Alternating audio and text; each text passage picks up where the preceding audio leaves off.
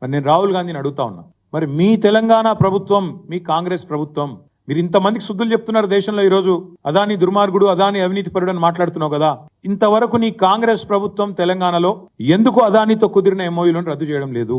మీరే అన్నారు కదా, వ్యాపారవేత్తలు ఎవరు 30-40 కోట్లు ఉత్తగానే ఇయ్యరని, నీకింత నాకింత అని చెప్పి ప్రయోజనం ఆశించే ఇస్తారని మీరే చెప్పిండ్రు కదా. మరి ఎంత ఆశించి మీరు అదానితో 12,400 కోట్ల ఒప్పందాలు కుదుర్చుకున్నారు? వాటిని రద్దు చేసి మీ ముఖ్యమంత్రికి ఫోన్ చేసి ఆదేశం ఇచ్చి అదానితో ఉన్న ఎంఓయూలు రద్దు చేసుకోమని చెప్పరా?